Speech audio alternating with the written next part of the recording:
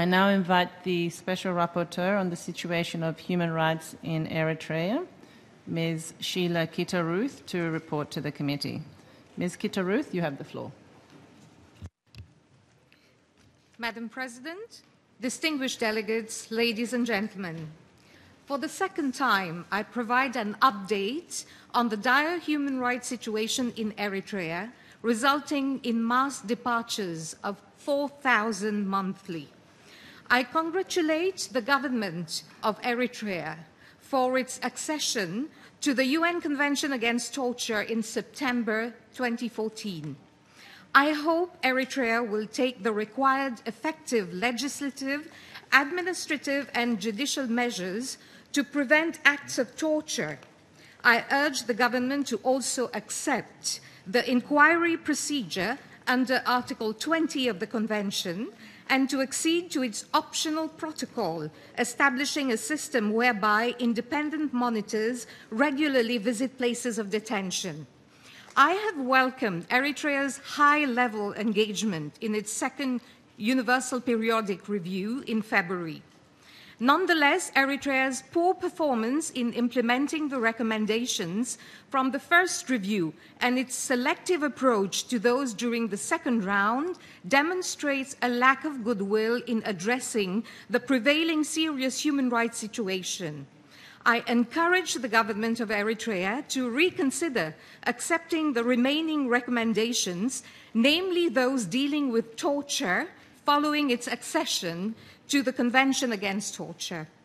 Excellencies, regretfully, the Eritrean government continues to deny me access into the country.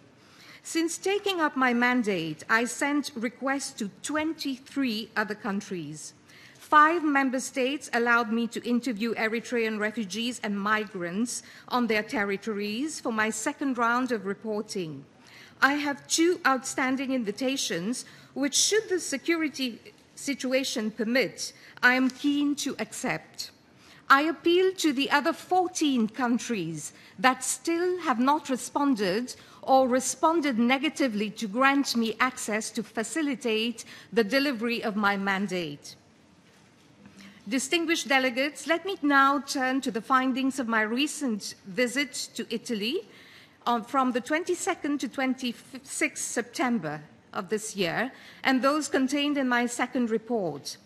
I continue to be concerned about persisting systematic and widespread violations in Eritrea, compelling thousands to seek refuge outside their country.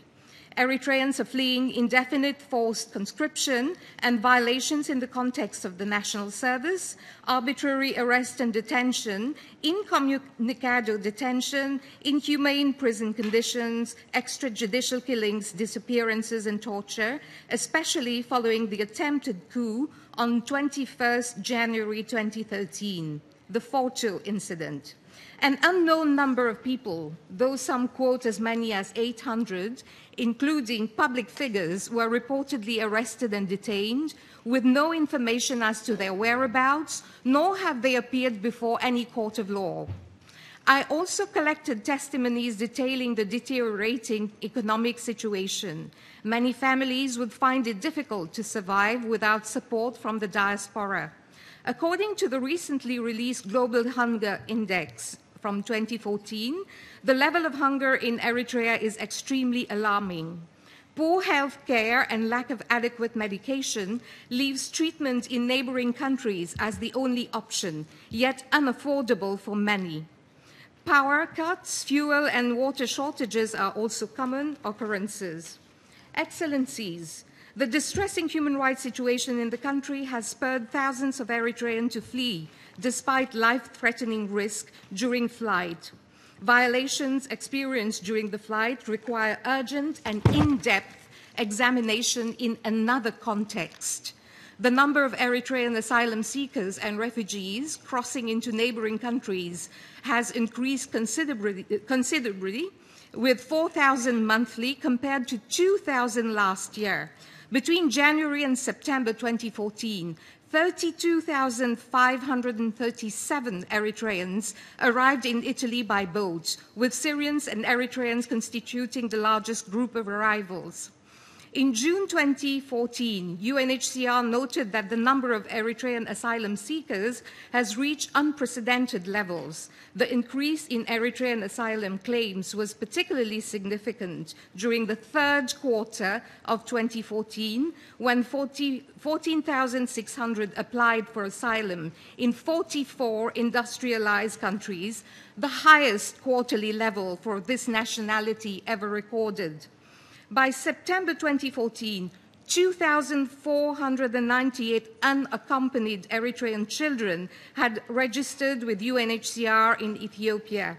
At the same time, 1,010 unaccompanied Eritrean children were registered with UNHCR in Kassala, Sudan, with 20% being girls. However, these figures do not include the many unaccompanied children coming indirectly from Eritrea through Ethiopia who rarely register with UNHCR in Sudan. By mid-October, more than 4,000 Eritrean minors had arrived in Italy since the beginning of the year, including more than 3,200 children traveling without their parents.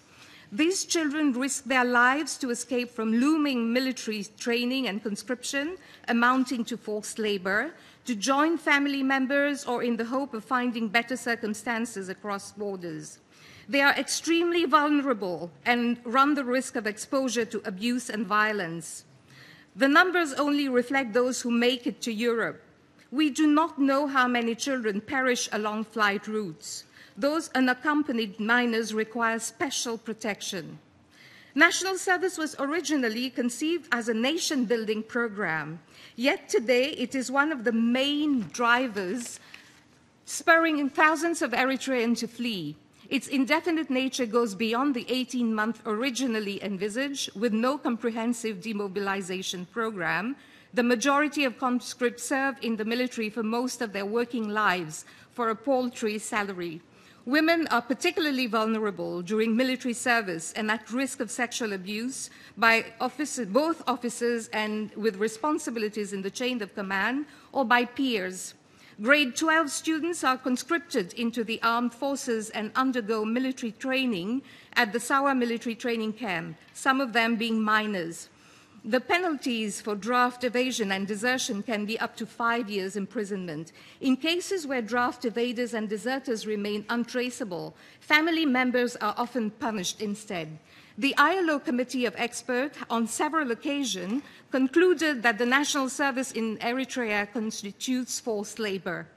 Excellencies, while recommendations are detailed in my report, I once again call on the Eritrean government to end the indefinite national service, limiting it to strictly 18 months as originally envisaged, to stop the militarization of secondary education, requiring students to spend 3 months during their 12th grade at the Sawa military training camp, to stop punishing family members of draft evaders and deserters, to put in place a comprehensive demobilization program. I call on the international community to ascertain that development cooperation undergoes stringent due diligence processes to ensure it fully respects international human rights norms and standards, to ensure the protection of those fleeing Eritrea, in particular unaccompanied children, by respecting the principle of non-refoulement and by granting at least temporary protection. Madam President, ladies and gentlemen, the human rights violations in Eritrea are committed with impunity. To date, no perpetrators have been brought to justice. Consequently, I welcome the establishment of a commission of inquiry by the Human Rights Council during its 26th session to investigate all violations of human rights in Eritrea, as outlined in my reports. The violations I describe have a severe human impact and relate to a touching human story. No matter what circumstances are, people must be treated with humanity and with respect for their inherent dignity. I maintain my offer for a frank, meaningful, and open dialogue with on the human rights situation with the government of Eritrea. I thank you. I thank the Special Rapporteur on the situation of human rights in Eritrea for her statement.